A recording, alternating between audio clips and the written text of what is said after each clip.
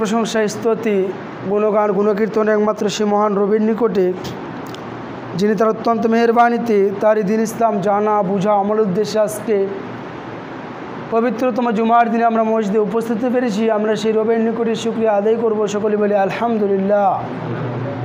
যিনি প্রচণ্ড গরমের মধ্যেও বিভিন্ন সমস্যা সংকুল পরিস্থিতিতেও আল্লাহ সুবহানাহু ওয়া তাআলা আমাদেরকে ভালোবেসে তার করুণার চাদর দিয়ে আল্লাহ সুবহানাহু ওয়া তাআলা তার স্নেহমাখা পরশ দিয়ে আমাদেরকে তার দরবারে এবং পৃথিবীর সর্বশ্রেষ্ঠ ঘর মসজিদ সেখানে এনেছেন, এবং সেখানে এনে সংক্ষিপ্তভাবে কমপক্ষে 2 রাকাত হলেও আমরা নামাজ আদায় করতে পেরেছি।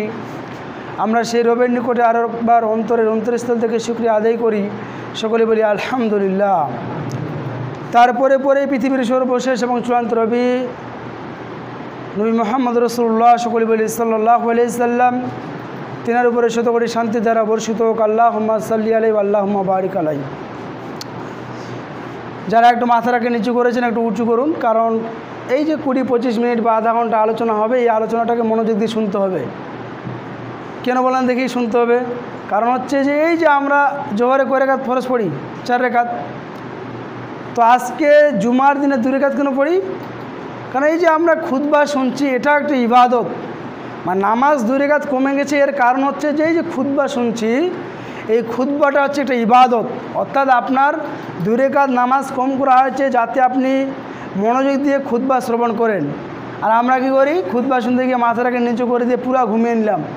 আর যখন নামাজের সময় আসছে তখন ও ঘুম থেকে জাগতে পারে না, পাশের জন্য সে উঠো নামাজ সময় হচ্ছে উঠো, তখন সে উঠছে। তার মানে কেউ এখানে এসে মসজিদে এসে কেউ আধা ঘন্টার সময় কেউ ঘুমাতে পারবে না। কেন? নামাজকে কম করা হয়েছে এই জন্য যে 2 রাকাত নামাজ কম। কেন? কারণ হচ্ছে যে খুতবা শুনতে হবে, খুতবাটা একটা ইবাদত। তাহলে কেউ ঘুমাবো না আজকে থেকে নিয়ে প্রতিদিন, যে ঘুম কিন্তু আসবে। কেন ঘুম আসবে বলেন দেখি? চায়ের দোকানে যাচ্ছেন তখন তো 5-6 ঘন্টা বসে আছেন, 3-4 ঘন্টা বসে আছেন, বিকাল 3টায় গেছেন, সন্ধ্যা 7টায় ফিরছেন, 4 ঘন্টা, তখন তো একবারও ঘুম আসে না। তারপর আরও অন্য কিছু করছেন, ঘুম আসে না। তো মসজিদে এসে ঘুম আসে কেন? এর কারণ হচ্ছে যে মসজিদে আসলে আপনি ভালো কথা শুনবেন, ভালো কথা শুনে হয়তো নামাজি হতে পারেন, হয়তো আপনি গান ছেড়ে দিতে পারেন, হয়তো আপনার বাড়িতে পর্দা শুরু হয়ে যাবে, হয়তো আরও গুনাহ থেকে আপনি পরিত্যাগ করবেন ভালো কথা শুনে। তো শয়তান চায় না যে আপনি ভালো কথা শুনে পরিবর্তন হন। যেহেতু শয়তান জাহান্নামে যাবে, মিস্টার ইবলিশ তারাও চায় যে বাসলার গ্রামের লোকদেরকে নিয়ে জাহান্নামে যাব, কৈকুড়ি, মাকড়ার, ভেটার এই গ্রামগুলোকে নিয়ে জাহান্নামে যাবো। অতএব চল রে, নামাজ পড়তে এসছো, কত ঘুম, প্রচুর ঘুম, নামাজ পড়তে এসে খুব ঘুম আসছে। আবার নামাজ থেকে বাড়ি গেলে কোনো ঘুম নেই, নামাজ থেকে বাইরে চলে গেলে কোনো ঘুম নেই, চায়ের দোকানে গেলেও ঘুম নাই, গল্প গুজব করলেও ঘুম নেই। শুধুমাত্র ঘুম আসছে কোথায়? জুমার নামাজে, যেখান থেকে কুরআন এবং হাদিসের কথা শোনা হবে, মৌলভী সাহেব আলেম ওলামারা ভালো খুতবা দিবে, একজন বেনামাজি নামাজ শুরু করবে, একজন গান শুননেওয়ালা সে গান ছেড়ে দিবে, একজন পাবজি ফ্রি ফায়ার খেলে সে পাবজি ফ্রি ফায়ার ছাড়বে, যার স্ত্রী মেয়ে বেপর্দায় চলে তার স্ত্রী মেয়ে বেপর্দা মানে চলবে না, পর্দা করে চলবে। এই বার্তা, এই বাণী পাওয়া যায় মসজিদ থেকে। আর শয়তান চায় না যে তারা পরিবর্তন হয়ে আল কুরআন এবং রাসূলুল্লাহ সাল্লাল্লাহু আলাইহি ওয়াসাল্লামের সুন্নাহ পদ্ধতি অনুযায়ী তারা জীবন যাপন করুক। শয়তান চায় তারা আমার দাসত্ব হোক, উবুদুশ শয়তান। শয়তান চায় যে পৃথিবীর মানুষ আমার উপাসনা করে। শয়তান যেমন চাইছে যে বেনামাজি হোক, বাসলার গ্রামে বেনামাজি, কৈকুড়ি গ্রামে বেনামাজি। শয়তান চাইছে তোমার স্ত্রী মেয়ে বেপর্দায় চলুক, বেপর্দায় চলছে। শয়তান চাইছে যে গান শুনতে হয় না, ইসলাম বলেছে। শয়তান বলছে তোমরা গান শুনো, তো সবাই মোবাইল নিয়েছে, গান শুনছে, কেউ সিনেমা দেখছে। শয়তান চায় না যে আপনি ভালো কুরআন তেলাওয়াত শুনুন, আপনি ভালো বক্তব্য শুনুন। আপনার কি বলছে? চল পাবজি ফ্রি ফায়ার খেল। এখন তো যুবক বয়স, এখন আবার কিসের নামাজ পড়া যাবে? তখন ছেলে মেয়ে বিয়ে দিয়ে দিবে, 50-60 বছর হয়ে যাবে, দাড়িগুলো পেকে যাবে, তখন দাড়ি রেখে দিবে, তারপরে তুমি নামাজি হয়ে যাবে, তওবা করে নেবে আল্লাহর কাছে। তাহলে এই বাণীগুলো কার? শয়তানের বাড়ি। তাহলে আমরা কার মানে দাসত্ব করব? এটা উত্তর দেন। কার দাসত্ব করব? আল্লাহর। সুবহানাল্লাহ। আমরা আল্লাহর দাসত্ব করব। তো আজকের এই যুগে আজকের মুসলিমরা আমরা কার দাসত্ব করছি? সবাই বলুন একটু, কার দাসত্ব করছি? শয়তানের। আল্লাহ বলছেন উবুদুর রহমান, তোমরা এক আমার দাসত্ব করো, আমার গোলামি করো।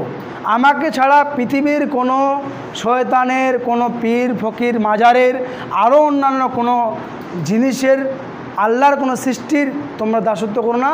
তোমরা একমাত্র আমি তোমাদের খালিক, আমি তোমাদের সৃষ্টিকর্তা, তোমরা আমার ইবাদত করো। তাহলে ইবাদত করতে হবে কার? একমাত্র আল্লাহ সুবহানাহু ওয়া তাআলা। এখন যে আমরা বাসুলিয়া গ্রামে দেখি কয়জন নামাজ পড়ে 5 ওয়াক্ত। কয়দিন আগে একজন জিজ্ঞাসা করলাম, বলছে আমরা 3 জন পড়ি। তো কয়জন পড়েন বলেন দেখি? যারা 5 ওয়াক্ত মুসল্লি 5 জন ধরলাম, 10 জন ধরলাম। তাহলে বাসুলিয়া গোটা গ্রামে কতগুলো লোক আছে? মিনিমাম 70 পুরুষের হিসাব ধরি 60-70 জন আছে আশা করা যায়। না হলে 50-45 জন তো হবে, 50 জন ধরলাম। তাহলে নামাজ পড়ে কয়জন? 10 জন। তাহলে বাকি কজন নামাজ পড়ে না? 40 জন নামাজ পড়ে না। তাহলে এখন প্রশ্ন হচ্ছে যে নামাজটা কয় বছর সময় পড়তে হবে? 7 বছর বয়স যখন হবে তখন তোমার সন্তানদেরকে বলো আব্বু নামাজ পড়ো, আম্মু নামাজ পড়ো। 7, 8, 9, 10 বছর হয়ে গেছে। এবার আপনার ছেলের আবদুল্লার বয়স, মনে করেন আপনার গ্রামের ছেলের নাম আবদুল্লাহ, ও 10 বছর বয়স হয়ে গেছে, এখনও নামাজ পড়ছে না। তাহলে ওর বাপের কাজ, ওর মায়ের কাজ কী করতে হবে? লাঠি পিটিয়ে মসজিদে নিয়ে আসতে হবে, নামাজ পড়ো তুমি। তো তাহলে আজকের ছোট ছোট বাচ্চারা তো দূরের কথা, বড় বড় লোকেরা যারা 25 বছর, 30 বছর, 35 বছর, 40 বছর বয়স হয়ে গেছে, ইনকাম করে বেড়াচ্ছি, বিভিন্ন জায়গায় ব্যবসা বাণিজ্য করছি, আরও অনেক কিছু করছি, কিন্তু নামাজ পড়ছি না। আর ওর সন্তানরা কী করে নামাজ পড়বে? ওর সন্তান তো দেখছে আমার বাপ তো নিজে নামাজ পড়ে না, তো আমি এবার কী নামাজ পড়বো? তো নামাজ বুঝেই না, শুধু বুঝতে পারে যে শুক্রবার দিন একটা কোথা থেকে মৌলবি আসে, খুতবা দিয়ে যায় আর সবাই চলে যায়, আর ও ইসলাম কিছু বুঝে না। মানে পৃথিবীটাতে আমরা ইসলামটাকে একটা ইচ্ছা মতো ধর্ম বানিয়ে নিয়েছি। ইসলামকে আমাদের বাপ দাদা আমার ইচ্ছা মতো চলবে না। তাহলে আমরা মুসলিম, আমাদের জন্য অপরিহার্য যে আল্লাহ আমাকে জীবন দিয়েছেন, 2টা চক্ষু দান করেছেন, কথা বলার জন্য মুখ দিয়েছেন, শ্রবণ করার জন্য কান দিয়েছেন, কর্ণ দিয়েছেন, কথা বলার জন্য জিহ্বা দিয়েছেন, চলাফেরা করতে পারছি, এই জন্য কী দিয়েছে? আল্লাহ পা দিয়েছে। পৃথিবীতে প্রায় 16 লাখ লোক আছে যারা হ্যান্ডিক্যাপ, যাদের হয়তো কারো পা নেই, কারো হাত নেই, কারো চোখ নাই, অন্ধ। তাহলে ওই হিসাবে বাসুলিয়ার গ্রামের লোক আমরা, আমি, আপনি, গোটা গ্রামের লোক তাদের থেকে ভালো কি ভালো নাই? অনেক গুণে ভালো, আলহামদুলিল্লাহ। যারা একটু অসুস্থ হয়ে যায়, কারো পা ভেঙে যায়, কারো চোখে একটু ধান পড়ে যায়, কারো একটু পাতলা পায়খানা ধরে 10 বার বা 15 বার, কেউ যদি বারবার অজ্ঞান হয়ে যায়, 14 বার যদি বমি হয়, মাথা ঘুরে অজ্ঞান হয়ে পড়ে যায়, সে বুঝতে পারে দুনিয়াটা কত বড়, মানে দুনিয়াটা কেমন একটা জায়গা। সে মনে হবে যে কেউ নেই আল্লাহ ছাড়া। তখন মনে হবে যে আল্লাহ ছাড়া, আল্লাহ আমাকে রক্ষা করো। এদিকে বয়স 40 হয়ে গেছে, কোনোদিন আল্লাহকে ডাকে না, জুমার দিনে শুধু হাজিরা দিয়ে আসি আমরা। যখন 4 বার পাতলা পায়খানা হয়ে যায় তখন হচ্ছে আল্লাহ, আল্লাহ মুখ রক্ষা করো, মুখ রক্ষা করো। আল্লাহকে তখন ডাকি যখন আমরা বিপদে পড়ি, আল্লাহকে তখন ডাকি যখন কোনো সমস্যায় পড়ি। কিন্তু আল্লাহ বলছেন কি? পবিত্র কুরআন খুলুন, সূরা জারিয়াত সূরা নম্বর 51 আয়াত নম্বর 56, ওয়া মা খলাকতুল জিন্না ওয়াল ইনসা ইল্লা লিয়াবুদুন। পৃথিবীর মানুষ, তোমাদেরকে আমি সৃষ্টি করতাম না, তোমাদেরকে সৃষ্টি করার একটাই উদ্দেশ্য, একটাই লক্ষ্য, ইল্লা লিয়াবুদুন, যে তোমরা আমার ইবাদত করবে, অন্য কারণ নয়। কোনো গাছ, মূর্তি, আরও অন্য কোনো ইবাদত করবে না, একমাত্র আমার ইবাদত করবে। এবার আমরা বাসুলিয়া গ্রামের লোক পরীক্ষা করি, কয়জন আমরা 5 ওয়াক্ত মুসল্লি? 5 ওয়াক্ত মুসল্লি কয়জন? আল্লাহ যে বললো যে তোমাদেরকে আমি সৃষ্টি করতাম না, তোমাদেরকে সৃষ্টি করেছি একটাই কারণে, যে আমার ইবাদত করার জন্য। তো আজকে আমরা বাসুলিয়া গ্রামে কয়জন মুসল্লি? কেন মুসল্লি নেই? কেন কেন আজকে এই মসজিদের হলদারগুলো পড়ে আছে, মসজিদের বোলটা পড়ে আছে। আমাদের বাড়িতে বোলটা যদি 2 ঘন্টা পড়ে থাকে, সঙ্গে সঙ্গে আমরা ঠিক করি। মসজিদে দেখেন চতুর্দিকে মাকড়সা বাসা বেঁধেছে। শুধু বাসুলিয়ার গ্রামে এটা নয়, মাকড়াহার, কৈগুড়ি, ভেটার সব গ্রামগুলোর একই অবস্থা, যে পৃথিবীর সর্বশ্রেষ্ঠ জায়গা মসজিদ, সেই মসজিদ আজকে অবহেলার পাত্র। মসজিদকে আমরা কেউ লক্ষ্য করছি না, ঠিক আছে? যে মসজিদকে কেউ আমরা গুরুত্ব দিচ্ছি না, আল্লাহকে আমরা কেউ গুরুত্ব দিচ্ছি না, ইবাদত যে করতে হবে সেই চিন্তা ভাবনা নেই। শুধুমাত্র আমরা জুমার দিনে আসি আর একটু নামাজ টামাজ পড়ে কী বললাম না বললাম কিছু নিজে জানি না, যে চল হয়ে গেল, যে চল এবার নাইট মোড়ে গিয়ে চা খেতে হবে, গল্প গুজব করতে হবে, কোন মেম্বার কী করলো, কোন নেতা কী করলো না করলো। আল্লাহ বলছেন জাহান্নামী ব্যক্তি। কেন? মানুষ জাহান্নামে যাওয়ার 3টা অন্যতম অপরাধ, মহান অপরাধ। 3টা কারণে মানুষকে জাহান্নামে যেতে হবে কাল কিয়ামতের মাঠে, যেদিন মানুষকে তাড়িয়ে রাখাল যেমন লাঠি পিটা করে ছাগলগুলোকে সন্ধ্যার সময় বাড়ি নিয়ে আসে, আপনার আমার মতো মানুষদেরকে জাহান্নামে যেতে হবে।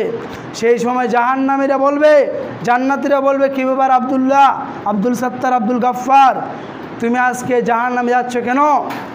তারা বলবে, ক্বালু লাম নাকু মিনাল মুসাল্লিন, পৃথিবীতে আমরা নামাজ পড়তাম না। আলেম ওলামারা ভেটার থেকে একজন আসতো, বলতো নামাজের কথা, তাও নামাজ পড়তাম না, শুধু নাইট যেতাম, চায়ের দোকানে আড্ডা মারতাম, আর এইভাবে জীবনটা পার করেছি। আর আমি এত তাড়াতাড়ি মরে যাবো এটা ভাবতেও পারিনি। আমি ভাবছিলাম আল্লাহ হয়তো বাঁচিয়ে রাখবে অনেক দিন, তার আগে আমার মরণ হয়ে গেছিলো, আর তওবা করার সময় পাইনি, আমাকে এই কারণে জাহান্নামে যাওয়া হচ্ছে। তার 1 নম্বর অপরাধ কি? ক্বালু লাম নাকু মিনাল মুসাল্লিন, তারা বলবে আমরা নামাজ পড়তাম না। 2 নম্বরে ওয়ালাম নাকু তুতিমুল মিসকিন, অভাব দুস্থ গরিব এতিমদেরকে সাহায্য করতাম না। নিজে প্রতিদিন মাংস ভাত খেতাম, পাড়া প্রতিবেশী কী খেলো খোঁজ করতাম না।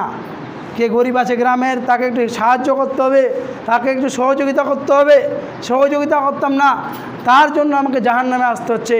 3 নম্বর ওয়ালাম নাকু নাখুজ মিনাজ যালিমিন, 3 নম্বর অপরাধ হচ্ছে আমি গীবতকারীদের সঙ্গে, সমালোচনাকারীদের সঙ্গে, যারা গীবাত করতো তাদের সঙ্গে তাল মিলাতাম। হ্যাঁ ঠিকই তো, এই হচ্ছে, হ্যাঁ ওর বেটি তো খারাপ, ওর মেয়ে তো ভালো, ওরা তো এমন, ওরা তো কৃপণ, গীবাত করতাম, যার কারণে আমাকে জাহান্নামে আসতে হচ্ছে। তাহলে জাহান্নামে যাওয়ার অপরাধ কয়টা বললেন? 1 নম্বর নামাজ না পড়া, 2 নম্বর যারা অভাব দুস্থ গরিব এতিমদেরকে সাহায্য করে না, তাদেরকে জাহান্নাম যেতে হবে। 3 নম্বর যারা সমালোচনা লিপ্ত হয়, গীবাত করে, তারাও জাহান্নামে যাবে। তাহলে 1 নম্বর পয়েন্টটা নিয়ে আজকে আলোচনা করি, যে 1 নম্বর অপরাধ, যেহেতু সবথেকে ভাইটাল বিষয়, নামাজ ছেড়ে দেওয়া।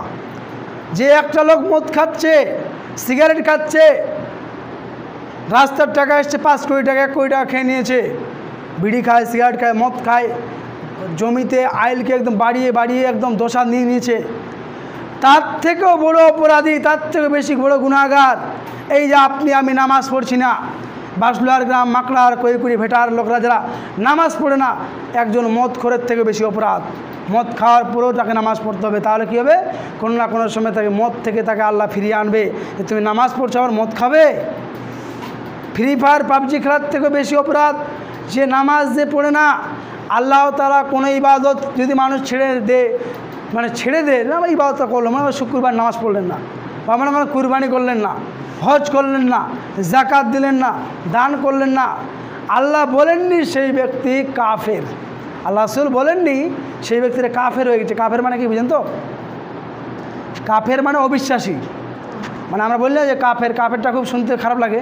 কাফের মানে হচ্ছে অবিশ্বাসী, মানে একটা হিন্দু যেমন কাফের, সে অবিশ্বাসী, মানে আল্লাহকে বিশ্বাস করে না।